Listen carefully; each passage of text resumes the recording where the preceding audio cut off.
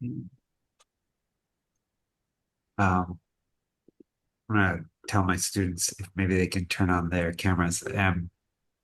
Chicos, quienes están en mi clase, ¿pueden prender sus cámaras, por favor? Para tantito. Okay, um, so welcome all. Thank you for connecting. So today we have our third lecture in the series. We have here with us Bryan Cantley. Thank you very much, Bryan, for joining us. Um, so we have, as I mentioned, this was sort of an initiative that Daniel helped me with. So thank you again, Daniel, for your help in connecting me with all the people participating in the series. Um, and we will have the continuation of our series. Our next lecture series will be with B. Martin next week on Tuesday at 10 a.m. Mexican Central Time. I'll be posting that on our social media. And then we have our following lecture series in May, the following speakers. So without much more ado or introduction, let me introduce our speaker today. So our speaker today is Bryan Cantley, um, blurring the indeterminate zone between architecture and its representation. An alumnus of UCLA, Bryan has lectured at several architectural schools internationally and has served as visiting faculty member at SCI-ARC and Woodbury. He is currently a tenured professor of three-dimensional design in the Visual Arts Department at California State University, Fullerton. The San Francisco Museum Modern of Art purchased 11 of his models' drawings in 2001 as part of their permanent collection, and he was a recipient of a Graham Foundation grant in 2002. Cantley has had a solo exhibition at the Bartlett in 2008, as well as the international guest lecture at the Bartlett School of Architecture in 2008 and 2017. He has shown work in several other institutions, including San Francisco MoMA, UNCC, and UCLA. His solo exhibition, Dirty Geometries plus Mechanical Imperfections, premiered at SCI-ARC in 2014, and his work was featured in Architectural Design, Drawing Strength from Machinery in 2008, and Drawing Architecture in 2013. He has drawings published in the Journal of Architectural Education and numerous international magazines. He has lectured at a number of international and domestic universities. In 2016, he was recipient of a K. Rob Jurors Citation for the Memorial Delineation Competition and was included in Drawing Futures conferences and publication.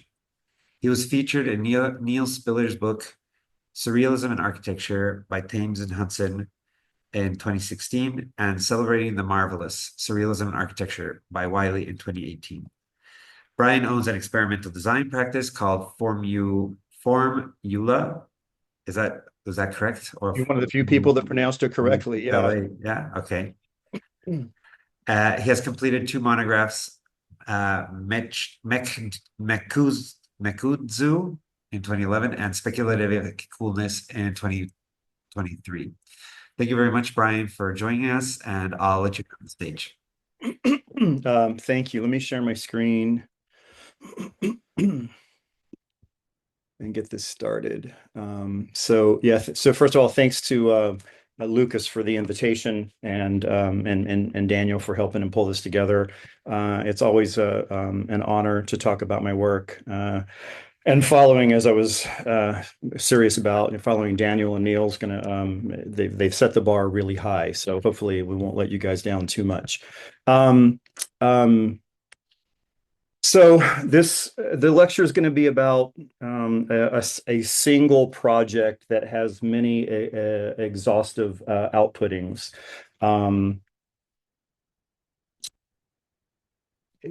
So typically, well, let me rephrase. What I'm going to try to do today, I haven't presented this work publicly before. Because it's a series of ongoing projects that are informing the next phases, and everything is kind of unpacking. So this is really going to be kind of a rough exploration through my head and the way that I think about work. Some it will be nonlinear. Some of it will make sense in terms of its arcs. Some of it likely won't. So this is really, I'm going to be talking about a series of experimental, exhaustive spatial speculations and how this thing started. So I've been fortunate enough to be part of this international drawing group. Several of the other people are here, Nat and Perry. There might be some other people here I haven't seen. And we've had an exhibition in Montreal and New York. We've done a publication. We've done a couple of ADs that were focused on this drawing group. And every once in a while, we get together and start a new project. And so a year or two ago, I can't remember how long, it was suggested that we all take this attempt at exhausting a place in Paris by Perec and do a drawing response to that. So my initial idea before I read the text was to try to see if I could exhaust the amount of drawing typologies that might be given from a single prompt, something that I haven't done before. And so I'd like to when I started, I had this the fallacy of concreteness by Whitehead kind of knocking on my door, and if you kind of distill this, that ideas and abstractions must be concrete in the world, no ideas but in things.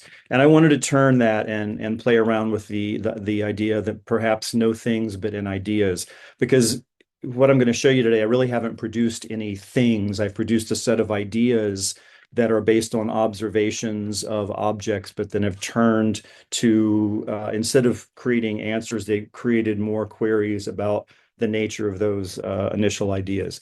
So prologue, the cyborg infusion. This summer, I was fortunate enough to become a cyborg. I had a full hip replacement and had a little bit of downtime to sit and think about the nature of the machine, the nature of cyborg, and the nature of drawing, and what I was actually looking at. And where this kind of came into play, when I would meet with my surgeon before the surgery, we would take looks at the look at the X-ray, which you can see here on the left, and he would make these wonderful little real-time CAD drawings on top of the problematic joint, showing me what was going to be replaced. And I discovered that it was kind of this really interesting collision of the space between the architecture and the drawing. So the architecture is the body, the X-ray is a representation of the body, and then we were drawing on top of the representation. So kind of, and I wanted to see, well, I noticed some parallels that were happening within my drawing. Oops. Let's try this one more time. Sorry about that.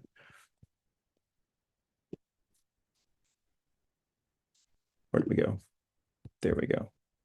Sorry about that. So I noticed this parallel, and I really wanted to see if I could extract this idea of the creation and the occupancy of the space between the architecture and its drawing. It was something that was kind of naturally happening in my work with the emergence of these notational structures that I was playing with, but they were kind of an offshoot, and they hadn't kind of reached their own fruition. So I started with a goal, which is a really unfortunate thing to do. Every time I start with the goal, I end up very disappointed, and because I don't meet the standards of the goal. But at that time, I was working around. We were doing the deconstruction of Tom Maine's 6th Street house drawing for the drawing group, and I had created what C.J. Lim has given the name, what I love, the storm drawings. And so my goal was to try to create that kind of atmospheric condition, again, without really knowing how I was going to extract the text. So I started looking at a couple of things, situations about increasing entropies and particle clouds. Most people here are going to be too young to know this, but there used to be a comic strip, Peanuts, Charlie Brown, and there was a character in there that I always found fascinating. His name was Pigpen, and he was rendered in such a way on the bottom left that every time he moved around, he had this cloud of dirt. He was a very dirty kid, and it always just kind of hung around him. And I became really interested in the configuration of that dense cloud of information, that was about the character, but that didn't have a concrete kind of form. So where I started this was with the text. So I started pulling any kind of physical numerical data from the text. It's not talking about content. I was just looking at the artifacts that was created, and there's quite a bit. So I started this cataloging exercise, and I got pages and pages and pages of this kind of information. Then I wanted to play around with these, the text-based geometries. So this is we were given a PDF of the book, and it was actual a scan.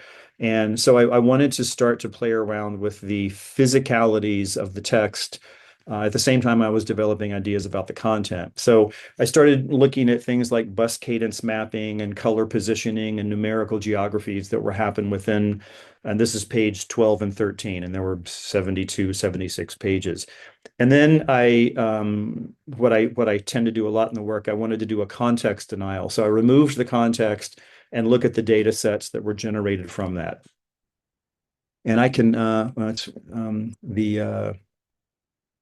it's sorry, Lucas, the sidebar on showing all the windows of people looking, it's a kind of overlay in some of my slides, so I can't see all of my slides. I don't know if we can, if I can move that within without having to quit again.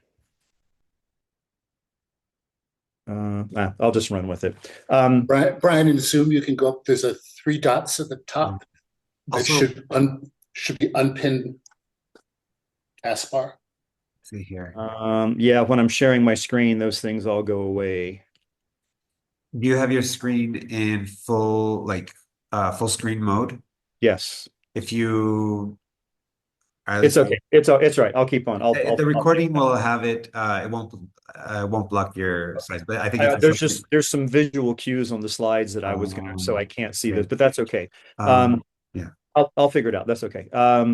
So I started looking at a geographical mapping within the text, bus frequencies, not only in how they would encompass the square in front of the Saint-Sulpice Cathedral, but also how their cadence was appearing in the text, because this was a purely physical abstraction exercise of the artifact, which was the media of the space that I was looking at.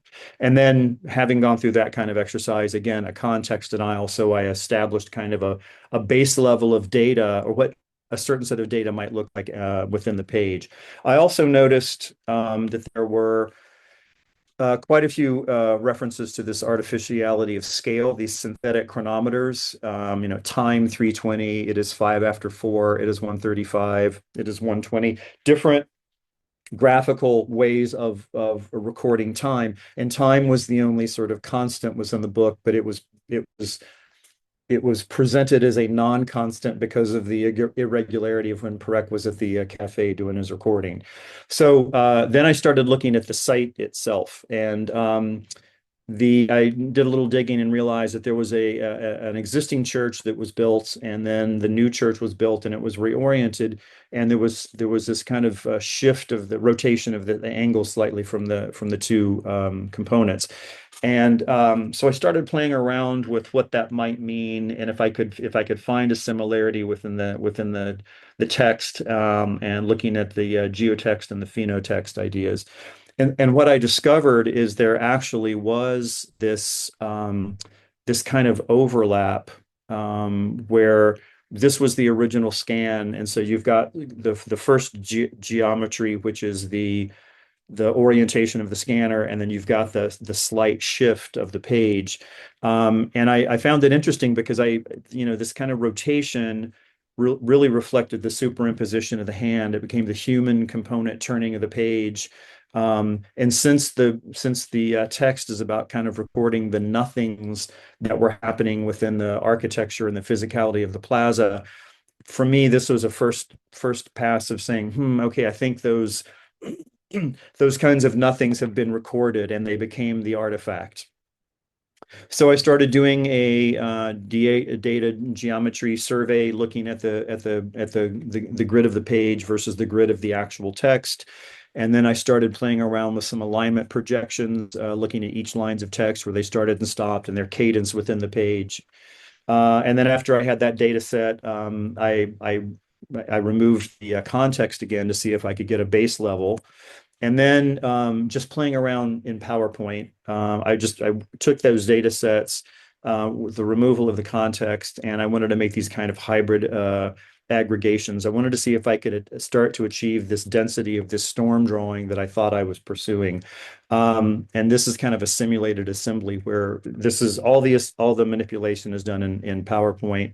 It's just rotating and flipping and overlaying on top of itself to see if with the data sets itself, not with the text, I could create this kind of atmospheric storm effect.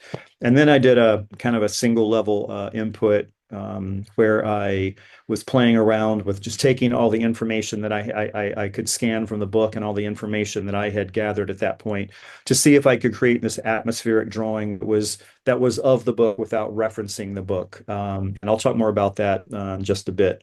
So I started doing some other kind of experiments. And my first shift was this external case study that I developed, which was an analog to digital study. So I took I printed out a piece of paper with some text that I had written, some information about the book, and some other bits of information as I was taking notes. And I folded the page, just simple exercise, looking at some of the geometries and focal points that had set up on the page from the printing.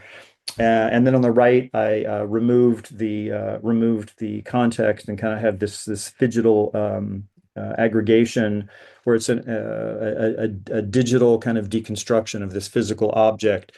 And then I expanded that quite a bit more, trying to look at seeing if I could create these notations for the operations, the folding, the cutting, the regeneration, the splicing that was happening. From that, I started working reverse. Typically, I'll make an object, drawing an object, and then it will generate its own notational field.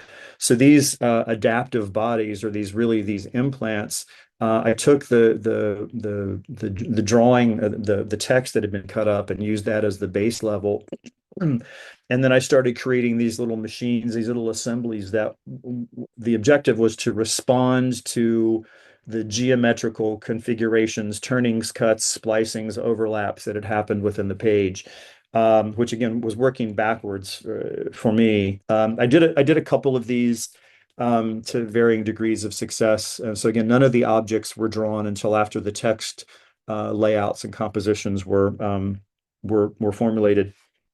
And I noticed that I was starting to play around with this slight removal of the architectural object, where the object was then, even though it was drawn secondarily, it was allowed to start to erode based on its notational field structures that were happening behind it, okay, so I thought maybe this is a different kind of typology where I'm not going to be hyper obsessed on the object. I'm going to be focused on the notational systems. And so at this point, I had a kind of an aha moment for me, at least inside the project, which was I want to see within this atmospheric expansion if I can actually go through the deconstruction of the object and evolve a set of information to such a point where the object becomes secondary or tertiary, and the notation, the information, the data about said object becomes the forefront. And if I could start to maybe describe a new kind of typology from doing that. So I did a couple of these exercises that I just called context implants, where I started with a basic data set, which is a blank ledger, green ledger book form, an accounting book form, and overlaid some text that had to do with the project I was working on, and then deconstructed the field and then generated machines on top of them. Then I would allow notational fields to start going through and deconstructing the objects that had actually constructed them.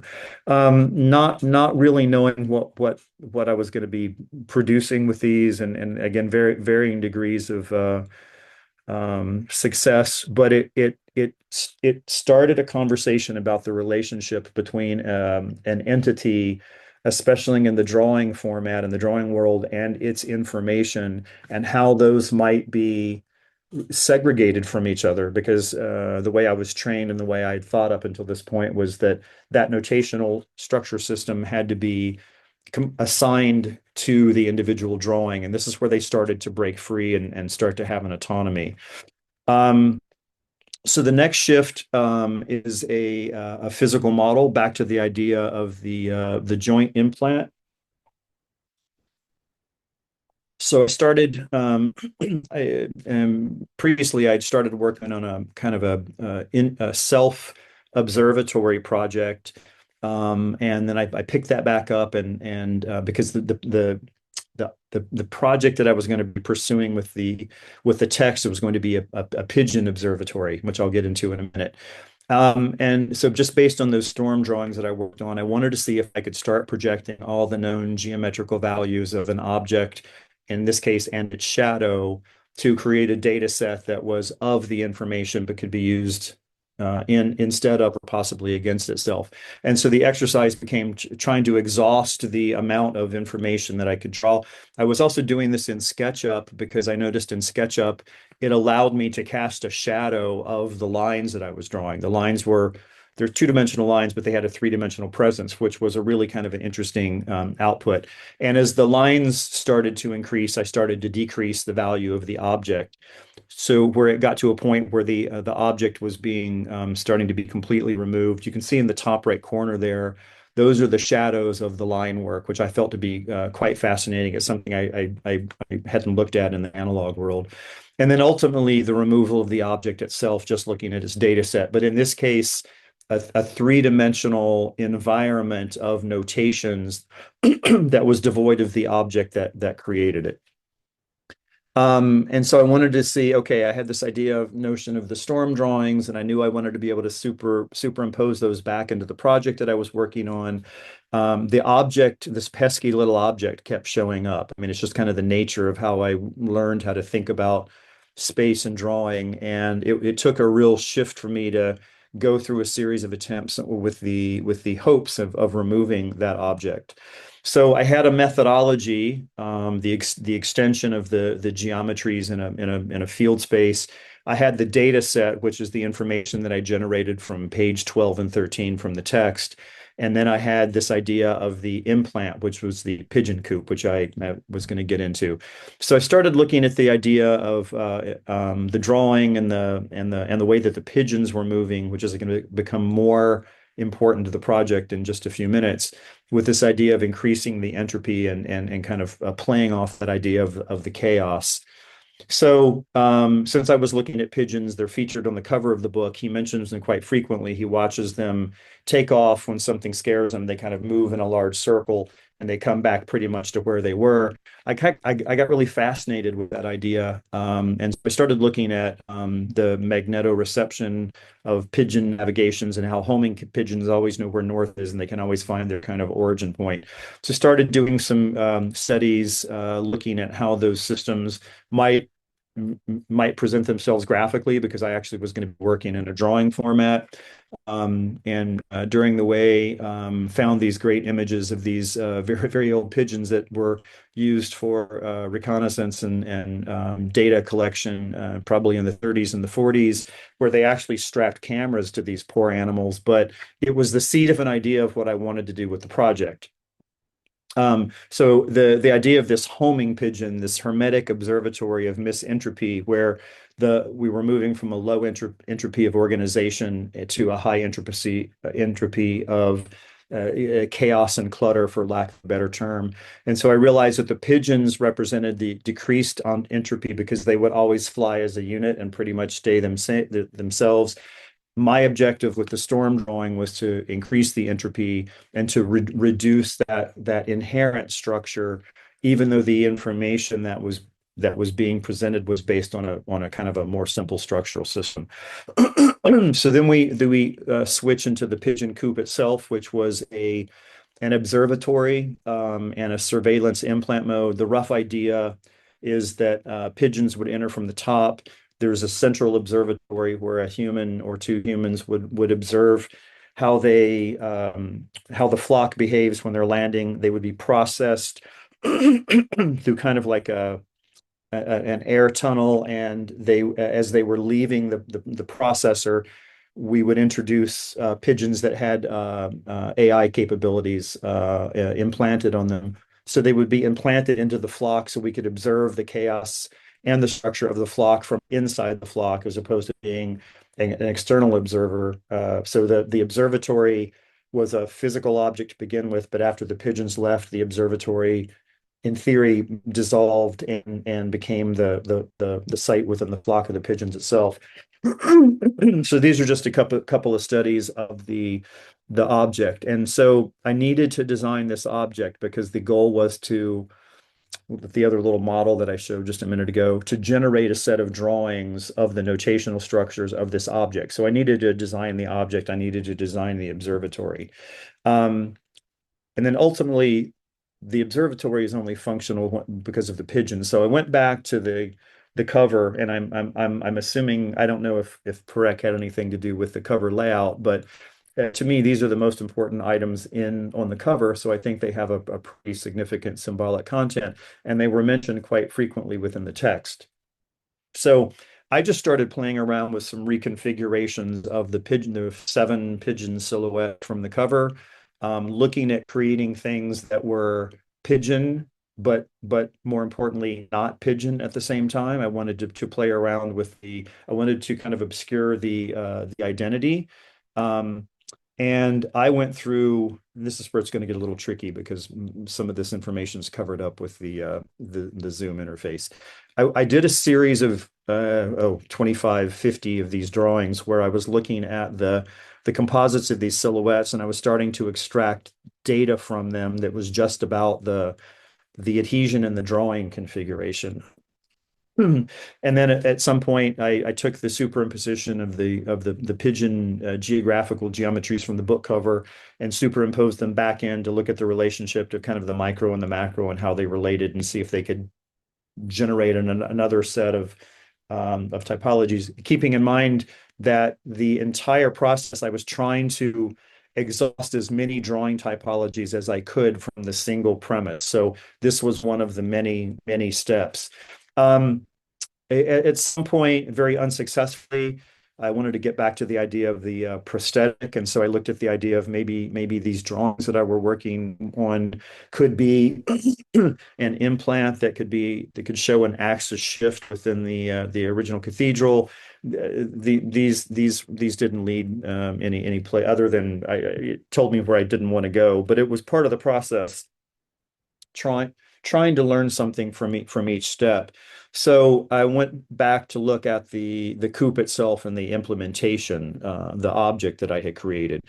And it did come up, it helped me come up with this interesting observation that if I had potentially could insert, if we could vacate the chapel and we could insert the device inside the chapel, the pigeons themselves became a prosthetic to the site. They would come in, they would be processed, and they would leave somehow differently. And their activation and occupancy of the site, something that was meant for humans, now that was meant for the birds, it was a real interest to me. And so I started thinking of the idea of this prosthetic as a different kind of condition. And at some point, I even played around with taking them, installing them back on the original site. The red rectangle up at the top is where Perec was. That's the cafe, and he was making notes of the things he observed in the plaza. So it seemed appropriate to superimpose these things back into the plaza where he was watching the pigeons and the crowds and the buses and all of that. Shift again. So I went into looking at that had been exhausted. So I wanted to start looking at some drawing typology experiments. So I created the object, and ultimately the object is not important. I created the object to generate a set of drawings. So I started doing these experiments where I slowly started to dissolve the projection or the naming of the pigeon coop as an object, and I was just looking at its data, and through a series of kind of these extractions and removal devices. There's 3 in this series. The other 2 really aren't quite finished, but this would be an example that this is a drawing that is of the book, the attempted exhausting a place in Paris. It also is a drawing that represents the structure of the pigeon language that I was developing, and also the pigeon coop, without any of those things being present. It's probably not that kind of a breathtaking of an observation, but for the way that I had been working up until this point, it was a pretty significant shift. So go back into the drawing implementation, which is the ultimate goal. I wasn't interested in the object. I did have to make the object so that I could create drawings from it. So there's a series of exercises where I took the coop, this observatory, and did a physical print of it, and then allowed that print to generate a set of notational structures and systems on an MDF base. Then I would remove the object and I would continue to work on the drawing and to look at the residue.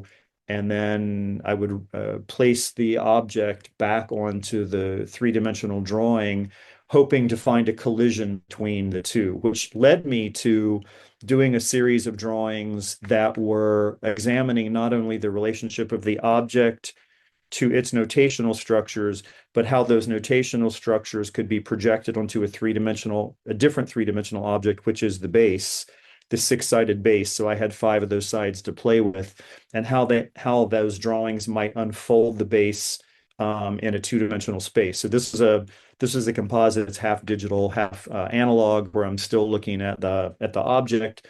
And then I constructed another drawing on top of that, and this is, I don't know, 24 by 36. It's pretty large analog drawing on Mylar, where I wanted to remove the building altogether and just look at the data sets, the information that was generated from that projection from three-dimensional to two-dimensional back into a three-dimensional object. But I wanted to look at it within the language of a drawing, where I could extract some information and use it a little bit down the line. So and then as the object developed, I put it on a different board and started to do a completely different set of analog extraction. So this is all of the information that I could get out of the model and the drawing of the model combined, and that's all just on a piece of MDF that was the top of the base.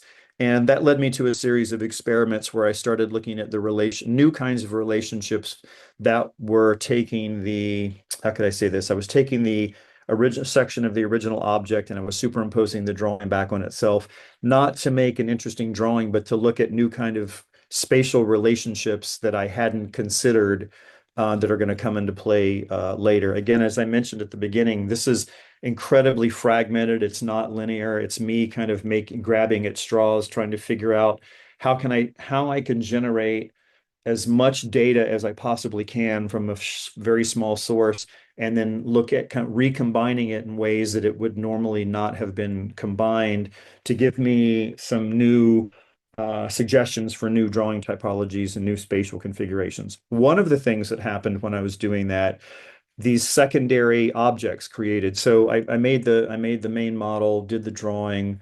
There were 3 of these small objects, which are basically data field readers. They popped up after the drawing was done. So I'm going back and forth from 2D to 3D to 2D to 3D.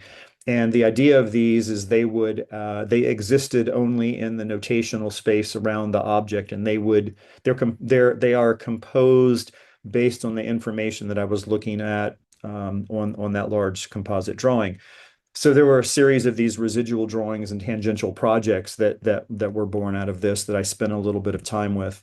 So the object, I think there's an object on the right. I can't see the right side of my screen. The object on the right, I started exploring that digitally to try to create an entity that would only exist in the informational space of an object once the object had been removed. And that thing has a couple of cousins, a couple of different iterations it was going through, trying to figure out how I might represent data as a hard object, and how these things might read and respond to the data. So, and this is not the endpoint. These were to give me a set of data that I could work with in the future. And so I produced a couple of these, what I'm calling third space drawings. I haven't really talked about these before. This is using all of the information from the digital model of those offshoot models, the third space. So the first space is the model of the pigeon coop. The second space would be the notational structures that are projected from it. The third space is a new type of drawing that looks at issues that I was dealing with in the drawing, but trying to reconfigure them in a different way to have a different conversation about them. Here, looking at the distribution, and this is a common theme that's happened, the distribution of the kind of these synthetic eggs where these AI robotic pigeons might be born, even though it wasn't literal, how they might be distributed, what informational space might be when we look at data sets as being made concrete versus something that's invisible and stays in the background. And this is the second of the third space drawing. So I'm trying to reconfigure relationships that existed within the original diagramming that I never chased out, trying to look at machines and devices that would both read data that had been previously generated, as well as generate new sets of data, much like those kind of implant drawings that I was doing on those folded pieces of paper. These are new kinds of drawings for me. I haven't done these kinds of drawings before, and so they're quite revealing because they reinforce or establish new relationships between elements within the context of the text that I hadn't considered. So basically, I was generating a set of readers and breeders. So the readers are these mechanical elements that would travel around the object, travel around the data, travel through the chapel, travel through the text that would record and analyze the data. And then the breeders are this kind of hive structure of where these synthetic AI robotic pigeons might be born if that were an actual thing. And I found kind of an interesting relationship trying to look at how these things have a conversation with each other. So I started a new set of drawings that were, so this is not the pigeon coop. This is not this right scale. This is a drawing it's an analytique of the processes that I had gone through to look at the processes that had been born when thinking about how the AI pigeons might be created, how they might be reintroduced back into the flock, and how we might make observations based from being kind of inside. And this for me is a very new kind of drawing because it's not linear. It deals with scales and times that are not of the actual project, but the information that was generated after the project started taking on its own kind of life. So I think for me, these are pretty key points. And I did a handful of these drawings where I started looking at different kinds of data sets once these devices could be reinserted back into the original chapel, into the drawing, or even to the text from the book itself. So they dealt with creationism, they dealt with gestation, which I find to be a funny term when you're talking about building robotic pigeons. What does gestation mean? And there was kind of this interesting dialogue that started to happen. And implementation systems, because it all became about the hardware of how we take these ideas, no ideas, but in things. So these are the things that allow the transpondence of those ideas that we were talking about originally. So then we have another shift, which is kind of pursuing the void or the lack of the void. Goes back to the proaesthetic, which is the drawing on top of a graphic condition that is not the actual thing, that's not the actual pipe, that's not the actual joint. So that model that I made it in such a way so that as I was making the drawings, it was not permanently attached to the data field with the goal, there's that word again, goal, of I wanted to produce this analog drawing. So this thing exists in real space. And then of course I was compelled to do a digital drawing of that object to see what kinds of things I could extend and expand upon that I was physically hitting limitations because of the tools or the size of the board or the model getting in the way. It's again trying to exhaust the amount of data that I can get from any single other data stream that I was producing during the project. And then I did a series of extractions where I removed all the notational fields that I had been so preciously clinging to and was just looking at kind of these new objects, these new relationships that were generated, and looking at these transfigurations and how they might have a series of relationships. But that led me to something that I was kind of very interested in. this idea of a synthetic shadow, which is something I'm going to talk about in just a minute. So there's an interesting quote from McGuire, reflective of the truth that is both sides of this apparent reality are involved in a dance. Like partners on the floor, both are required for the dance to happen. In the same way, inside implies outside, black implies white, I imply you, and space implies matter. Always, with the existence of either one, there is the implication of the other. I got really interested, more likely obsessed with this idea of creating a synthetic shadow that these pigeons, the way that they're tracking themselves on Earth as they start to move around their circle and fly back, they're projecting physical shadows on the environment, which change in size and angles. And I wanted to have a condition that dealt with the artificiality of a secondary shadow of how that might be, and something that might only live in the drawing world as I do these kind of investigations. And then so from that object and its relationships, I tend to work kind of in an exhaustive mini series. I did a couple or series of drawings looking at relationships and then expanding on those new relationships. Always looking at an expanding notational field, not looking at it as a limiting factor, but an expansive factor.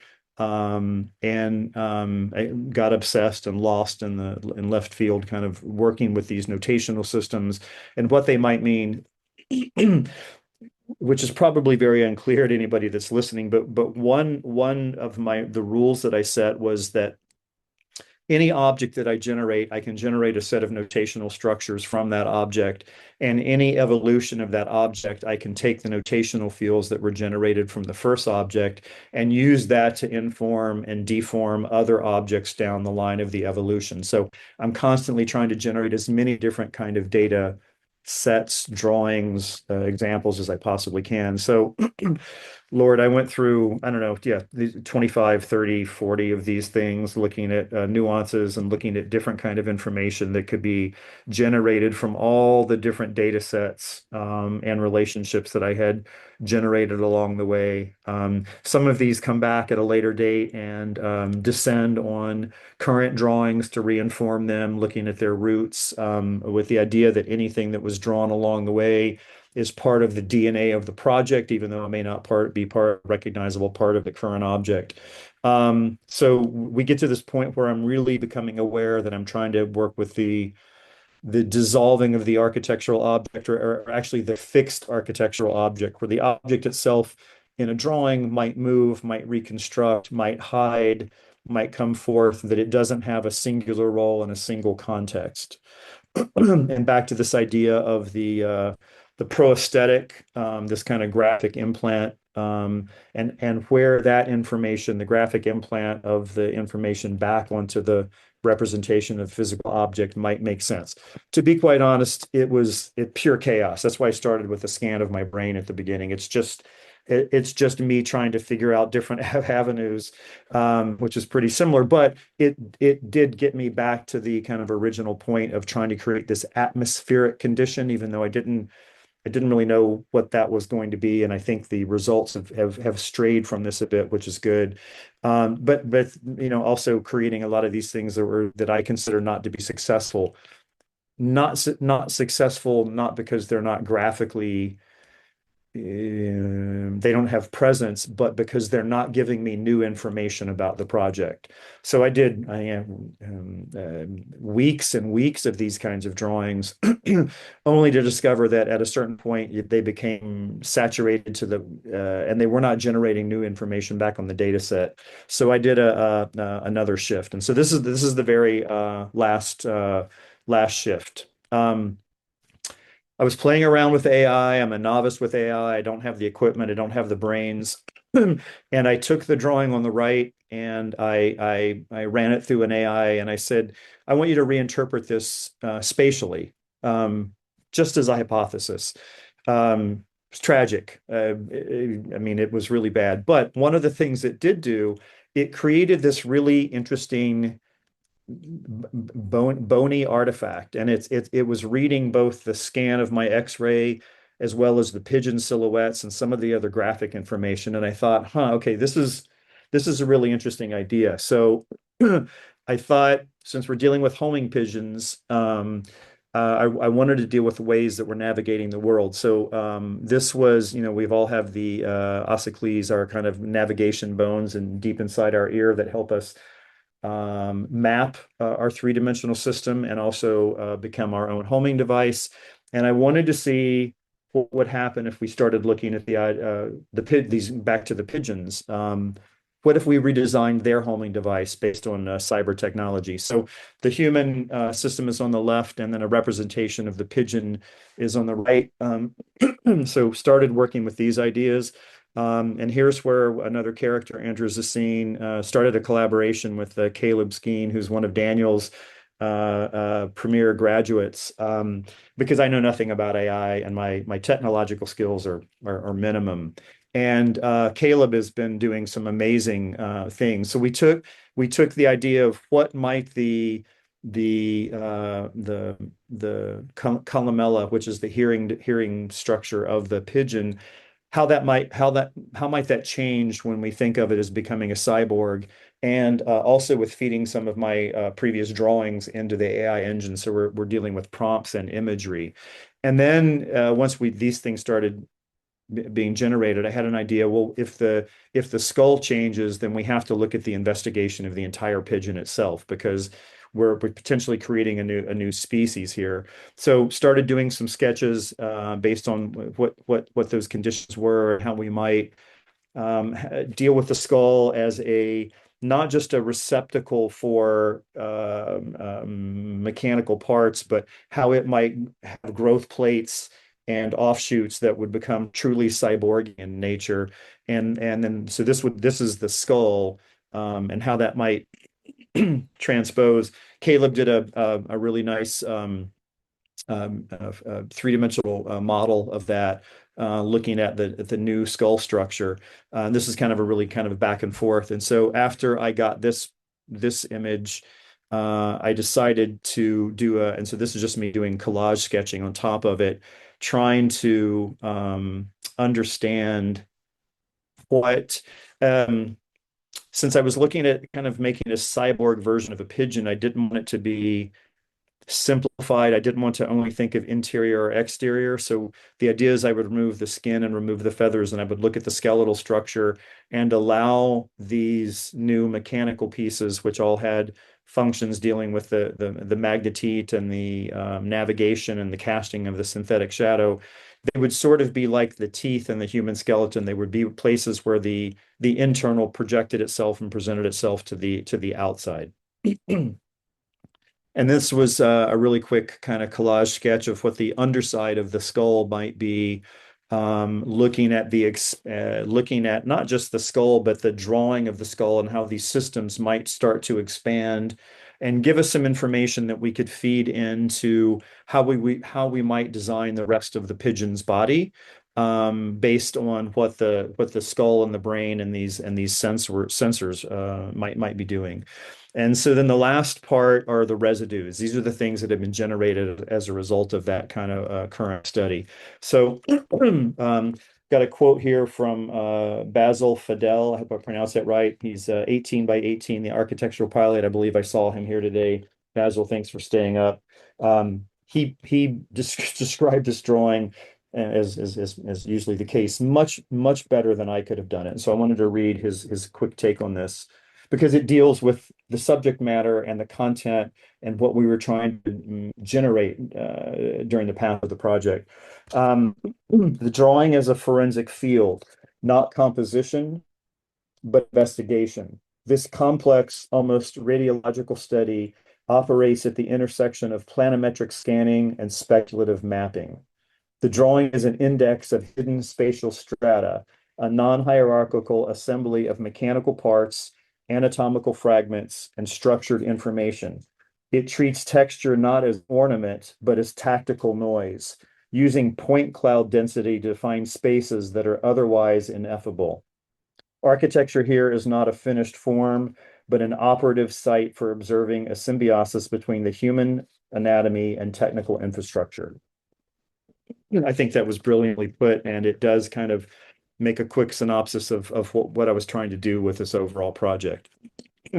So these residue drawings, I've started really to develop this interest in creating work that, as I mentioned before, dissolves the fixed architectural object.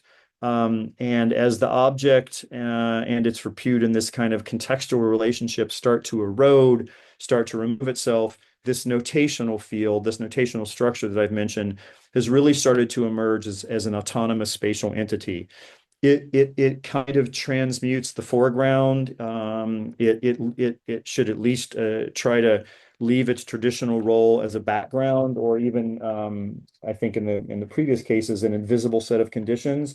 So it tries to create and inhabit the space that you cannot occupy, at least initially. And then these feed data become the notational systems that attempt to further blur the line between architecture and its media, or maybe more to the point, systems that create and occupy that previously invisible interstitial space. They become artifacts and gestures of a spatial ventriloquism. So instead of a literal reading of the drawing, these experiments attempt to read one machine through the manipulation or the execution of another, or in this case, to read and legislate one drawing type or type of drawing through something other than itself. It's kind of a spatial and graphic distance-based umbilical mimicry. These things definitely act as drones, where ventriloquism, if we think of the human voice, it's really considered to be only one of the five senses that's associated with ventriloquism. We don't really organically throw our smell, touch, hearing, or sight, though an argument might be made that drone technology could be considered a transfer or displacement of both sight and hearing. It's an artificial self. It's projected into a world that cannot observe its original source. It's what I call a mobile mask of monologuing. And we also might make the argument that this sense of sight, and therefore this kind of experience or spatial occupancy is indeed thrown or projected within the convention of a speculative drawing. So these graphic interventions have become kind of a narrative map of the processes and the outcomes of the original pigeon coop device. They try to unpack the notions of the phenomenon of introducing AI into the birthing process and what that might mean. So in here, robotic technologies would be used to infiltrate and mimic an existing pigeon flock. This creates an internal synthetic shadow that is cast by the integration of the known external into the unknowing internal. So this new flock of robotic AI pigeons would be manipulated from inside by a kind of a cloaked integration. And these new drawings are trying to, I don't know if they demonstrate, but they're trying to find several conditions that were found within that original coop. So like the establishment of new synthetic flock members, the process of assimilation, the emergence of artificial eggs, again, gestation within AI, I find to be kind of this interesting paradox. Within the kind of this initiation of a covert technology integration, and then insertion of data sets that kind of execute themselves as liquid artifacts. And for me, these really represent a new construct of a narrative-based drawing typology, something I haven't played around with before. And these are, I mean, these are a couple weeks old. These are things that are currently on the drawing board. So they describe the process, the concept, and the linearity of interlacing these AI-infused robotic pigeons within these organic flock constellations that have kind of a pre-existence. There's a kind of the nature of secretive synthetic bioengineering is constructed by this path of the unfolding of the machine processes within the building, which is then expanded into a series of operations and vestiges that are arranged outside of the spatial and really the chronological sequencing to look at new kinds of relationships that that weren't conceived by the traditional drawing conventions that I started with. These things are kind of a search for the truth or the artificial truth, like the synthetic shadow that are found within the vibrations and silhouettes of convoluted misconstructions. So in this world, everything is equitable media. So I will close with another quote from Whitehead. In the inescapable flux, there is something that abides. In the overwhelming permanence, there is an element that escapes into flux. Permanence can be snatched only out of flux, and the passing moment can find its adequate intensity only by its submission to permanence. Thank you guys very much for your attention. Oh, thank you so much, Bryan. Thank you. Amazing, amazing work. So yeah, I guess we can open the space up to some questions, and if you want, I can kick that off. I'm kind of curious. Oh, there are some questions. Let me ask a question, and then I'll open it up to see. I'm glad to see that there are several excited people to answer questions. I always have these backup questions in case people are nervous to start speaking. So, yeah, I'm thinking about, for example, Neil's work last week, and he does have this sort of he's working through a narrative, through allegories, and I see that also kind of in your work. You're working like with this. For example, you work with the George Perec text, and there's a forensic quality to it, because you're sort of like reading what he also registered almost ethnographically, but you're also like analyzing the text, etc. But I'm kind of curious how did it occur to you, or why did you start working with the notational aspect of the drawing? Because I think that's like very distinctive of your work. You mean in general or specifically for this project? In general, yeah, I found, well, I mean, early on, this is anecdotal. When I was working in my first architecture office, I posed this question and almost got fired. And then I posed it again in grad school, and they threatened to kick me out. But I was looking, as I was doing construction drawings, I found the amount of information within the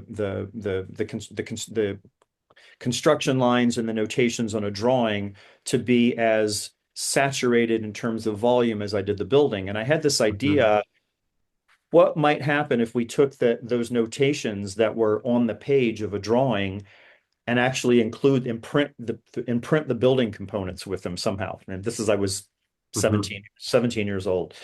And I think when I asked that of my boss the first time, he said, yeah, you might want to consider becoming a forest ranger. I don't think this architecture thing it's going to be your key. But I became really interested in the fact when we were designing and talking about and thinking about the making of the building without actually making the buildings, is we had this incredibly elaborate graphical language system that, along with specifications, became just as important as any line in the drawing. At least I saw it. And so a seed was planted, I won't tell you how many years ago, of trying to find a relationship between the way that we talk about buildings as architects, meaning we make models and drawings. Very few of us get out there and swing hammers and saws. And I was really kind of obsessed with that information, because that's during school we made. We didn't build, we made. As when I started my own practice, I sort of pulled that out of the past and realized that had been there all along. And the work that I had been doing since I was a young student had been kind of graphically rich, or maybe saturated might be the better word, because I was as focused on I was focused both on content, but I was also focused on the context of how it was presented, in this case drawings.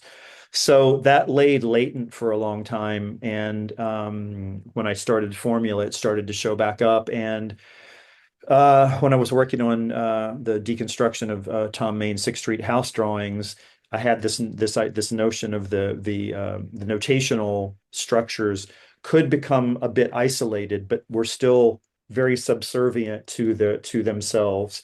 And only right at the end of that project did I kind of dare to remove the sacred Sixth Street house object or drawing from my drawings because it seemed like sacrilege. But it was an interesting conversation that I had because it told me that you could talk about a building or a history or a drawing without having the architectural representation there.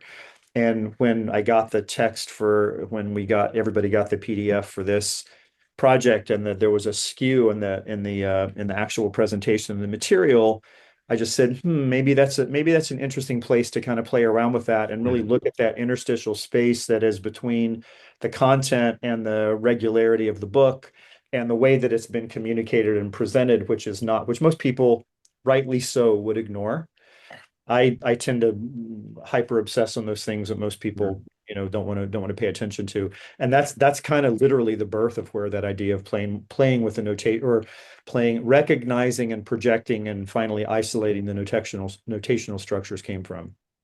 Yeah, it's almost it's kind of like making this invisible part visible, right? And how to Exactly. Yeah. Yeah. all right, so I guess I'll open up the questions. I see here, I don't know who was first, but I see here in my first position here, Navid. Go ahead, Navid. Hi. First off, thank you very much. Like, I'm just fanboying here. I'm just gonna get to the question. So my question would be about the object and let's say these notions extracted from it. When is this exhausted? Because I think this was brought up a few times that continuing something to the point of exhaustion of, let's say, the possibility of iterations, and is there a way to test it? So what I'm thinking is there a way that we basically extract as much annotations, information, and signifiers for an object that it can be recreated independently without knowing what the input was? And once it reaches that stage, is it then exhausted? Yeah, Navid, thank you for your question. That is actually right on point. That is a fantastic question. I would argue that once we extract all of the data, if there is such a thing from an object, and the object's been removed, and we can reconfigure that data in such a way that the object is there without being there. I maybe sort of hearken it to memories of people in our lives that are no longer there, but they've left an imprint emotionally, psychologically, visually. We can't recreate them physically, but we have all of the data sets that didn't make up the physical person, but made up their essence and how that kind of reflected back to us. And so I would think that eventually one could recreate an object without the object being mentioned or even known by a previous generation by generating its data sets. It would generate a different kind of knowing, a very different kind of knowing than simply looking at the artifact itself. But I might make a suggestion that you never really know that object until you've studied the physicality of the object and the data, emotional, physical, whatever that is projected on top of it, that both of those things make a complete whole. So we're only looking at a fragment of the object initially. I don't know if I answered your question, but that was a brilliant question. That's exactly what I've been trying to play around with. Absolutely. Thank you very much. Thank Because you. then in my head, once you fed all those informations to the AI, it started to resemble the starting point, if I'm not mistaken, of this sort of you becoming the cyborg with the hip implant. It looked like Right. the hip implant and the extension of the foot, and I was like, okay, it's like it's there. This has happened. Like in the sort of black box of the AI is recreating it from this residue that was created with all these interactions, with everything, with every curation that it did around itself, that object. A third, let's say, unknown without having seen the physical object is recreating it, or at least something familiar or similar to it. Right. And Thank I you. think with, yeah, thank you. I think with Caleb, we're just starting to become aware of that.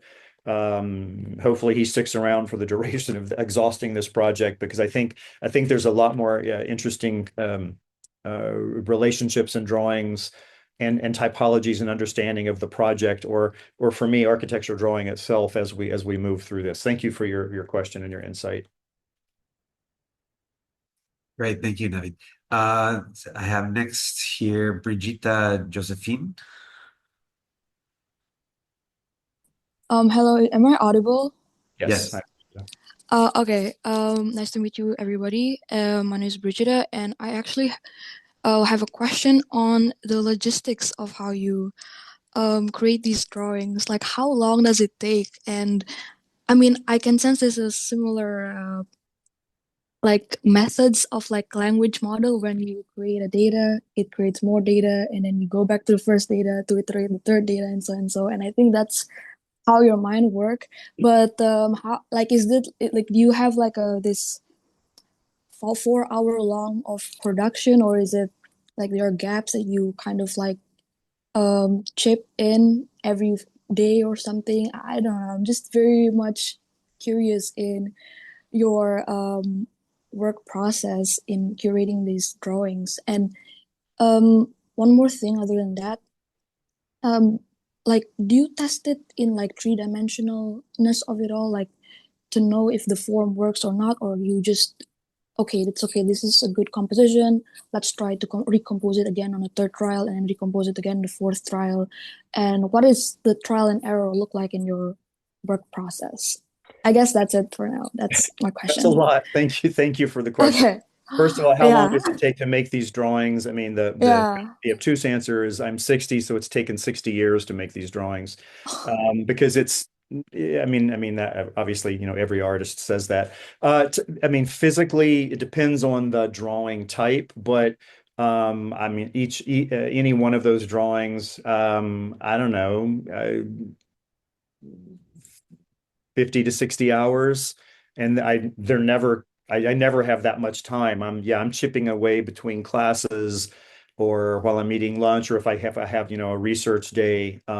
They take a long time, mainly because the way I work is an incredibly inefficient way of working. I would not suggest or project that on anybody else, because I'm not when you to get to your second question, how do we test these? I don't make these drawings for anybody else to consume other than myself. It's for me to understand more about the project and the process. No, with Caleb's help and his brilliance, we have just started. We've made a couple of three-dimensional models. I think he took some of the drawings and transferred them into Meshi, if I remember the program right. And then from that, he went into Rhino and built these kind of, these rough kind of not rough, but observations. And that we are literally on the tip of the iceberg with that. And that's taken quite a bit of time. There's no way of testing them because we're not really certain what we're looking for. We're looking for an expansion of the original data set. Those are the only time, other than making the physical pigeon coop.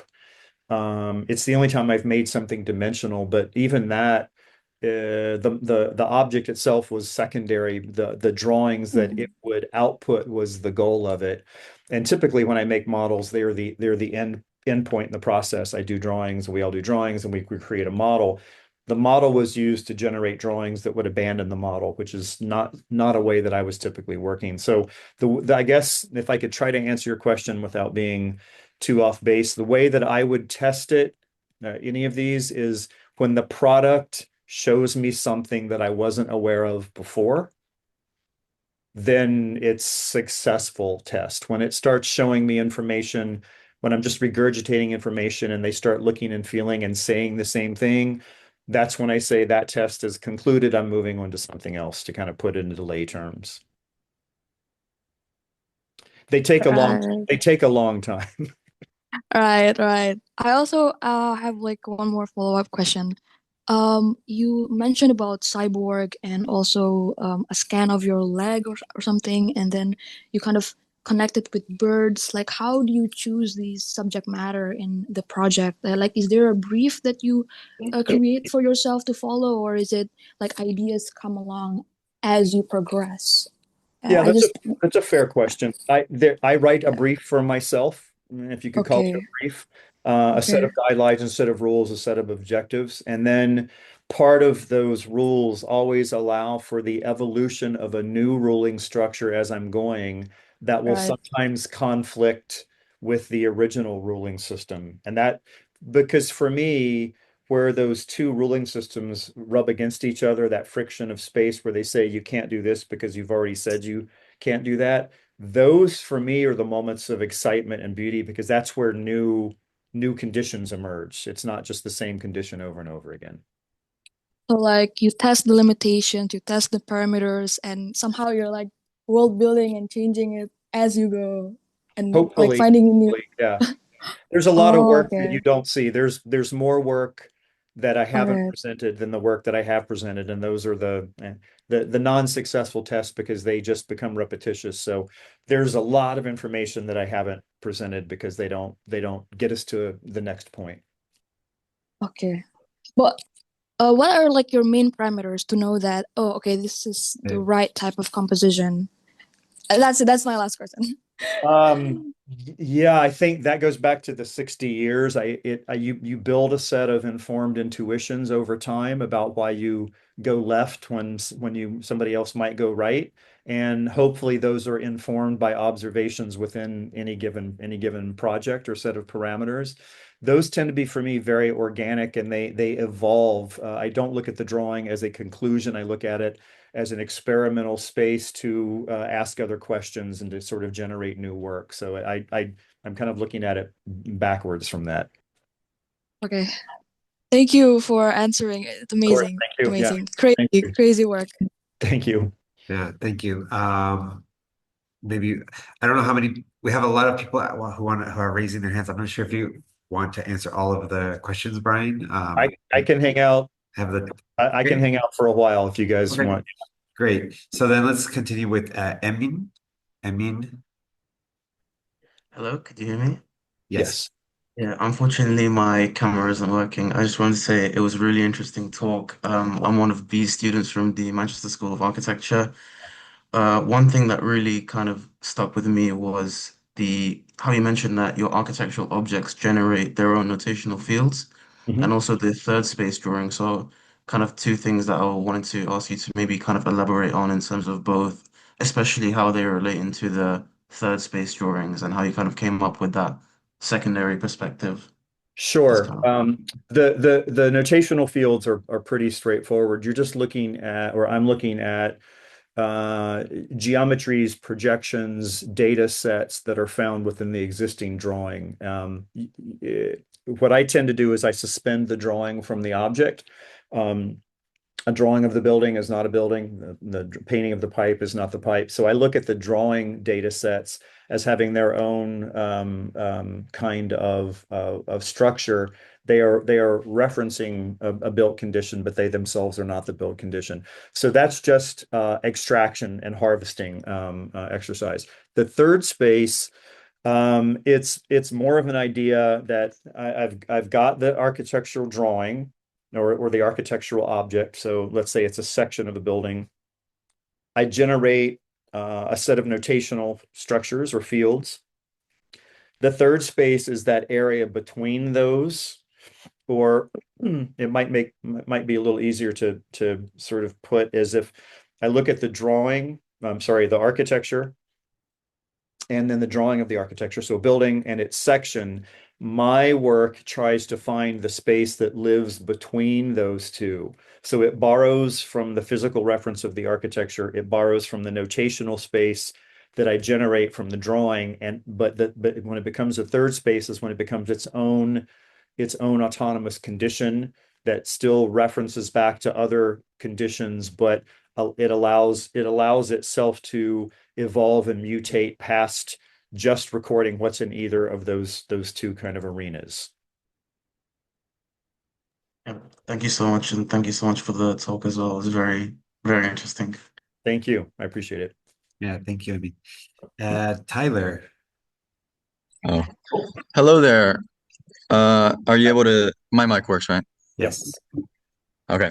Um, I found the overlay of the observatory in the church with the pigeons as the implant to be pretty compelling because I liked seeing the original relationships kind of fold back and everything was like circling around itself. And I'm wondering if that was a kind of like if that was a spatial ventriloquism that you were talking about, or if you could maybe go a little more in depth about what that ventriloquism was, as well as like the mobile mask of monologuing. Yeah, I think that's where it started, because the pigeons were the projector as well as the projectee, and the chapel became the scaffolding and the cross members and the strings of the puppets, or the hand of the ventriloquist, which are things that are behind the scenes, but they are obviously the mechanics of how they are delivered. The ventriloquism is an idea that you would have an original object. So I have the text, I have the chapel, I have the pigeon coop, I have the pigeons themselves, I have the cyborg pigeon species that Caleb and I are working on. And so those are the original source. I'm taking information from those, and like a ventriloquist tries to throw their voice so that there's a perceived segregation and displacement. I'm trying to work on information from those pre-existing systems without bringing those pre-existing systems over. It would be the equivalent if you had a bad ventriloquist and their mouth was moving a little bit, which kind of spoils the trick. So if I'm doing these successfully, and I don't know that I am, the references to the original data sets, the chapel, the text, the pigeon coop, the pigeons, etc., they're there, but they're done under the breath in such a way that they don't become the prominent feature. If I haven't done them correctly, and I may not have, those things still are too dominant in the drawings, in which case they need a degree of kind of further burying them and making them kind of further displaced from the drawing. Hopefully that makes sense.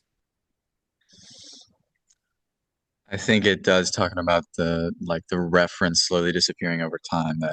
Thank you. Thank you. Sure, thank you. Yeah, it's kind of like if a ventriloquist did their act over a period of 3 years as opposed to 3 minutes.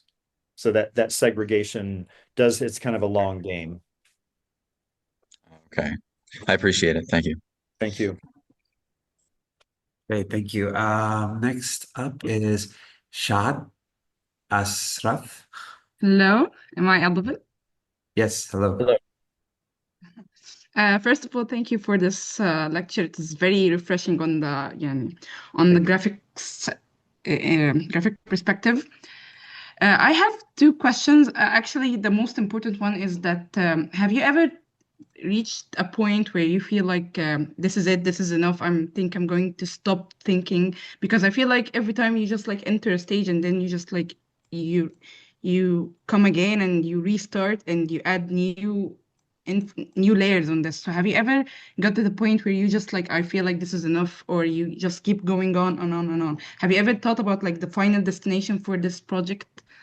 Yeah, Because I looked at my watch because it happens daily, hourly.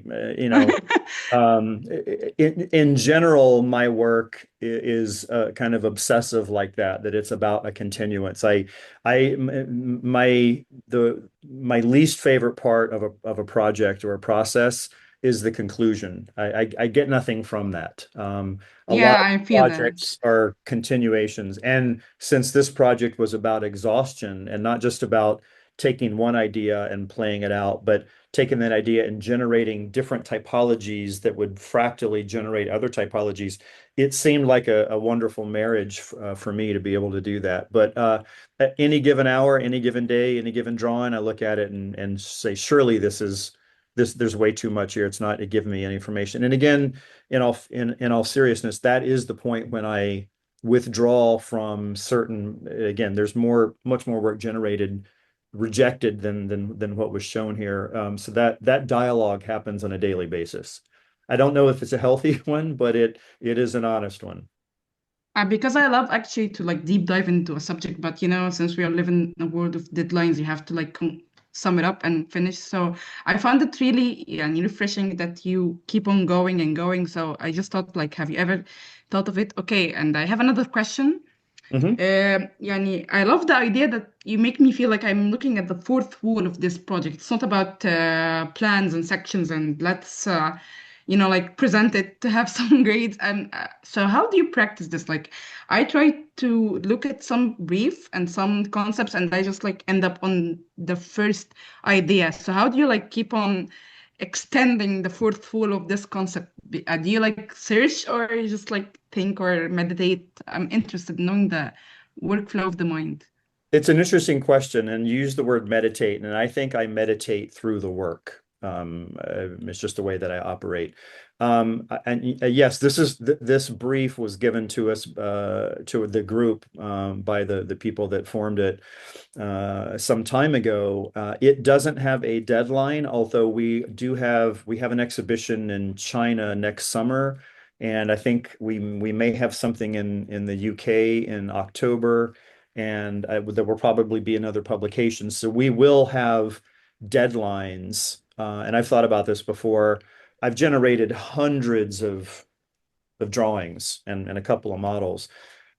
I might get a page or two in a book, or a 4x4 space in a gallery. How do I curate? How do I edit that? And that's when that question about how much is too much, how much is enough, when do you stop? That's when it becomes a painful truth. I don't make the work for any other reason other than to expand my knowledge and expand my questions about how I make work, and maybe to try to generate something that might contribute to the discipline in some weird kind of fuzzy in semi-invisible way. How I would pursue a legitimate project with a client and with deadlines and with budgets. Obviously, this doesn't work that way. That's why I think with the other question, I said this is a horrifically inefficient way of working. For me, it's making concrete it's a way of thinking as much as it I is. agree, totally And agree. I don't, for me, see a reason to stop thinking. So it's just a way of continuing the ideas, and this happens to be the voice that I use to deal with my obsession with thinking or thinking about the work. But the thinking is done through the work, so it's not just a mental activity; it's a mental and physical kind of relationship. Just like the object without its person without its emotional baggage is not the complete picture. Thinking without making and making without thinking is only kind of a fragmented representation of an entity. Thank you so much. Thank you for this refreshing lecture. Thank you for your time. Great, thanks. We have two more questions or two more hands. Mahmoud. Hi, am I audible? Yes, hello. Hi, Brian. I just wanted to start by saying that I'm really inspired by your work and like the way you guys explore layers, transformations, and evolving processes. It always feels like for me, like it always opens up almost infinite dimensions. So my question will be following up on Shahid's question, and it's when do you have a way of classifying or reading each stage of the process as its own outcome, or is it always be part of a continuous system? Both happen simultaneously. There has to be a consistency of movement and involvement, but at any given time, you should be able to take a section of that and pull it out and explore it, and then put it back into the flow. I was thinking about this earlier this morning. So the process, if I were to distill it, is if I make an object A and I generate object A's notational fields, and then I take object A and I evolve it into A.1 and I generate a new set of notational fields, I should be able to take the notational fields from object A and superimpose it into either object A.1 or the notational fields of A.1, because it is the DNA of where those things came from. So as the project is evolving, and we'll call it a linear motion, although it really isn't, I should be able to take things out as this is moving, work with them, and insert them back into the stream, which basically makes it kind of start back over, so that it's kind of an infinite loop of thinking, making, observing, distorting, reforming, reinsertion, and having that process all over again. As I mentioned, I hate conclusions, so this kind of keeps the thought and the making process going. Thank you very much. Appreciate the effort. Thank you. Great. And here we have Tuana. Hello, can you guys hear me? Yes, hello. Oh, hello. I just want to say awesome lecture, but yeah, I Thank you. guess my main question is, how do you avoid getting lost in the maelstrom of your drawings while still keeping them, I guess, legible to like others? Or like with all those hierarchies and like concepts you have like embedded within your work, is there like a method you follow to like translate those? It's a very good question. We're making the assumption that I, excuse me, I don't get lost in them. I actually think getting lost in them, for lack of a better term, is part of the process and understanding them. When you're lost, let me think how to say this. When you're lost, you're aware of the context in which you were at previously that you're no longer associated with, which is the feeling of being lost. So for me, it's that recognizing that I'm out of context, recognizing where those things are, replugging back into the context. So I'm trying to keep that synapse between the context and the being lost active and going back and forth. When it shuts down, then the process shuts down. I do have, several systems of understanding we'll call it a hierarchy for lack of a better, it's more, I've called it in the past, I've called it line politics. It's the way that graphic information plays nicely with other bits of information, causes friction, and deals with that friction. So I don't think of them in terms of graphic hierarchy. I think of them in terms of spatial hierarchy, but opportunities to confront and to deal with other political and social structures that happen within the drawing. So that's how I navigate them, and that's how I understand where they are and what portions are important and what portions aren't, which I guess maybe you could reassign the value of hierarchy to that. Yeah, awesome. Thank you. Also, Thank I just have another quick follow-up question. You were Sure. showing us your process between analog and the digital with like the physical models. So I know you're exploring like a new typology, like prioritizing the notations or like the architectural object depending on the project, but how do you balance the two out, or are they like two inseparable sort of forces? Yeah, that's a good question. I don't think that, well, they're they are and they are not inseparable. So trying to get back to the model. Yeah, so the idea here, they're inseparable. They are the complete outline of the event and the idea and its evolution and its manifestation. So there's no question about that. But then at some point we can go through and do the isolation. So we remove the object and we just look at the notational system. The way that I work, and especially with this project, is I need to be able to maintain the architectural object and its notational drawing as separate entities, but I also need to maintain them as halves of the same entity at the same time. I don't see those things as being mutually exclusive. There's not a conflict to me. It's just a different dimension of the way I'm maybe kind of looking at the same work. It's knowing as much as I possibly can about the work by both limiting it and expanding it at the same time. I don't know if that answers your question. That's a tough one to kind of flesh out in a couple of moments. No, that makes sense, especially when you said like expanding it. Like that makes more sense in my mind. Thank you. Thank you very much.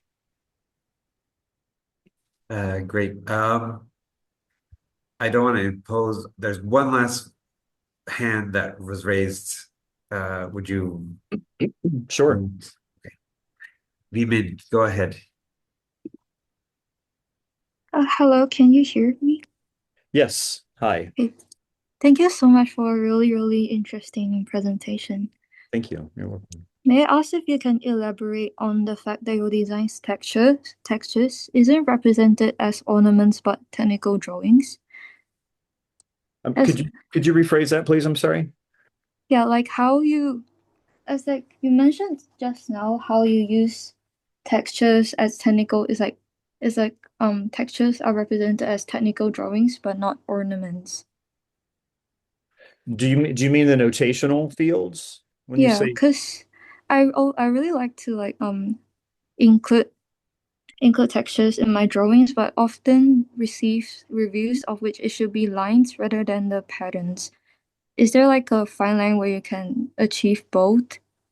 I'm probably the wrong. I'm a dinosaur in terms of the technical. I mean, I up until a year and a half ago, I did everything, or 2 years ago, I did everything by hand, and now the only programs I really use are SketchUp, Photoshop, and Illustrator. So if I can figure out a way within those programs to do what you're talking about, I invent a way in order to do that. There are, my God, everybody else on this on the Zoom here probably could answer that question better. I don't know if it's so much about the technique that you choose to represent patterns or textures, if that's what we're talking about. I think it might be more the way that you choose to implement those within a presentation becomes more important rather than their accuracy or their married placement. If I don't know if that makes any sense. I mean, I'm having a little difficulty understanding where you're going with the question. That's my bad. My apologies for that. Oh, it's okay. Oh, that's really nice. I personally like hand drawing more as well. So Yeah, it's like, it's rare, and I would encourage you to do that as much as possible. That's oh, okay, thank a you lost so art. much. Yeah, thank you. All right, thank you, Brian. I'm sure there are many other. I see some questions in the chat, but I don't know. Do we want to extend this, or maybe we can wrap it up and have people write you, or Yeah, you can pass out the email. People can write me. That's fine. yeah, If anything, or I don't know how active you are on Instagram. Maybe they can DM you a question. I'm fairly active. I find Instagram to be a horrific venue for asking questions that Yeah. don't require more than one sentence reply. Emails are better, but I'm happy to try a 1 or 2 sentence reply on Instagram. Sure, yeah. Okay. But everyone here should follow Brian on Instagram Yeah. because it has amazing work on it. Thank you, Daniel. Yes. Yes, absolutely. So, well, thank you so much, Brian. I think we're going to wrap it up then. And thank you so much for taking the time to come talk to us. I think it was a really great lecture. I mean, I've looked at your work, and some of these things I've sort of read into them, but it was really great to hear directly from you and sort of learn more about it, more about the process, more about your thinking behind it. So, very inspiring. So thank you so much. And Thank you. Would you be able to send me the questions from the chat? Sure. Once we unplug, they're going to be gone. Sure. Let me.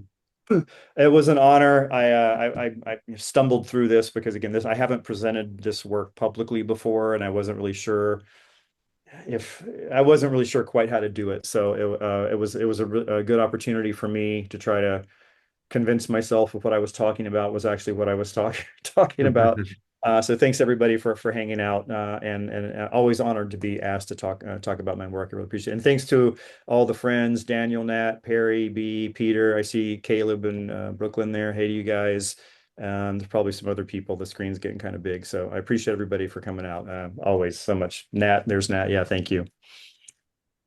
Yeah, thank you very much to everyone for coming out. And just a quick reminder that next week we have B. Martin's lecture. I'm posting all this information two Instagram accounts, my personal account, which is Conscientious Observer, and my pedagogical account, which is ARC Episteme.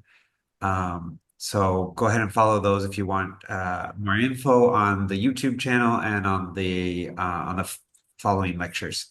So And B will do a much better lecture and have much better drawing. So yeah, she'll knock it out of the park. it's great to hear That's that. very kind. I just speak the truth. I call them like I see them, balls and strikes. Great. Okay. Thanks, Thank thanks, you. PC. Thank you, everyone. Thanks, guys. Good Thank you. evening, morning, etc. All right.